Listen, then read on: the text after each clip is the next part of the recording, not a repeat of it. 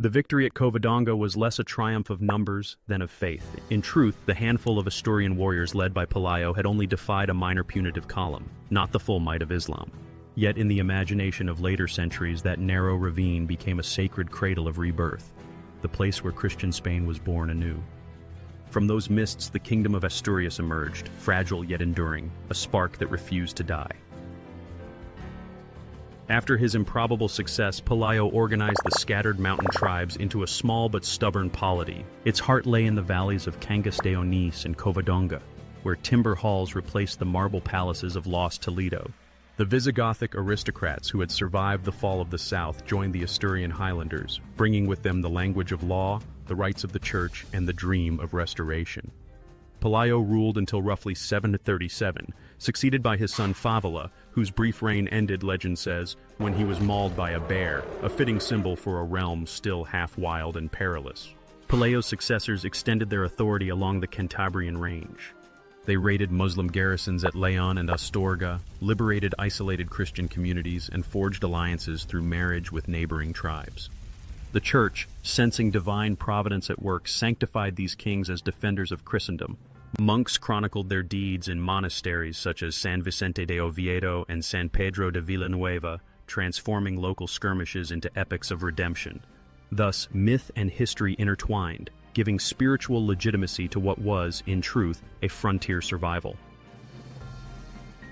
Meanwhile, in the south, the Umayyad governors of Al-Andalus faced turmoil of their own. The conquest had been swift, but ruling the diverse peninsula proved difficult.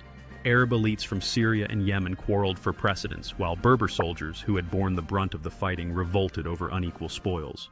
The Great Berber Revolt of 740 shook all North Africa and spread into Iberia, where mountain passes once again erupted in rebellion.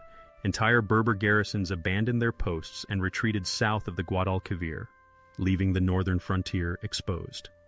For Asturias, this chaos was a gift. Under King Alfonso I, son-in-law of Pelayo, the Christians struck southward, capturing Lugo, Porto, and Zamora. They evacuated Muslim populations and resettled Christians from the plains into fortified mountain valleys, creating a demographic belt later known as the Desert of the Duero. This uninhabited buffer zone separated Asturias from Muslim territory, a strategic no-man's land that protected the young kingdom from sudden raids. Alfonso I also reorganized his domain along Visigothic lines, counties ruled by counts owing fealty to the king, and bishoprics restored in ruined cities to symbolize continuity with the lost Hispania.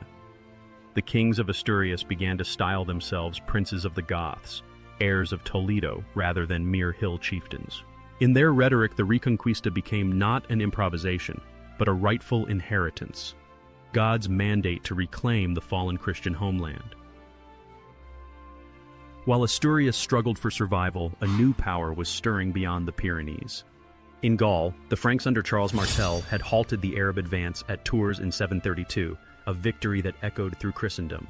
His descendants, the Carolingians, dreamt of uniting the Latin West under a Christian empire. When Charlemagne ascended in 768, his gaze turned southward toward the wealthy cities of Al-Andalus and the restless Basque and Catalan frontiers. The Franks and Asturians shared no border yet, but their destinies converged. Between them lay a patchwork of semi-independent Muslim lords and Christian communities along the Ebro. In 778, Charlemagne led a massive expedition across the Pyrenees, hoping to seize Zaragoza with the help of discontented Muslim governors. The plan failed. Zaragoza closed its gates, and as the Frankish army retreated through the mountain passes, Basque warriors ambushed the rearguard at Roncesvalles, annihilating it.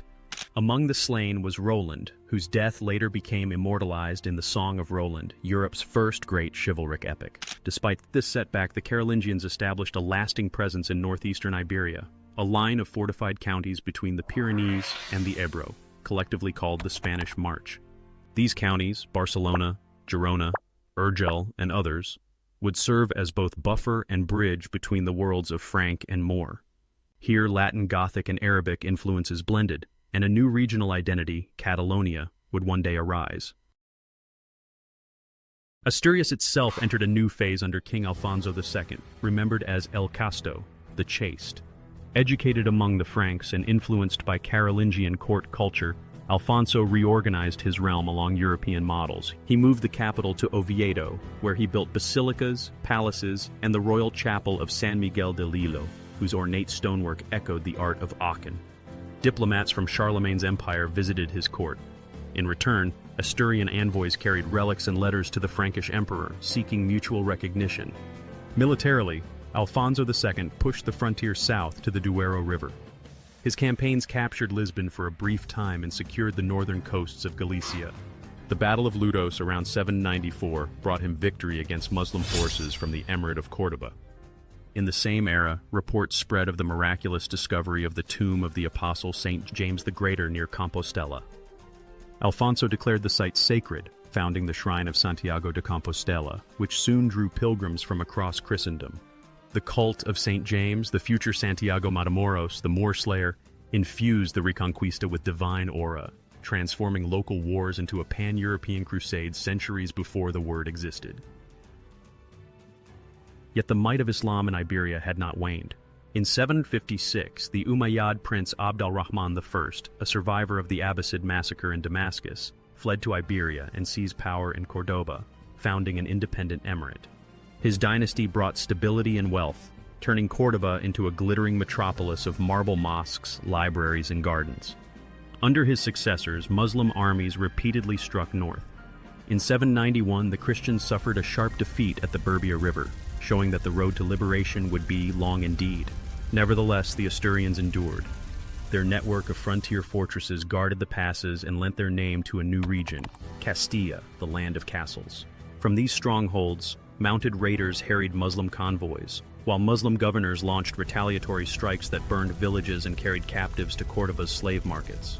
This cycle of raid and reprisal defined the frontier for generations, a cruel rhythm of endurance and retaliation that forged hardened peoples on both sides. By the mid-9th century, the Iberian north had transformed from refuge to organized resistance. The Asturian monarchy now claimed descent from Visigothic kings. Its monasteries preserved classical learning and chronicled the deeds of a chosen people. South of the Pyrenees, the Carolingians held their Marcha Hispanica, and between them stretched contested valleys where Christians, Muslims, and converts, or Muwaladun, lived in fragile coexistence.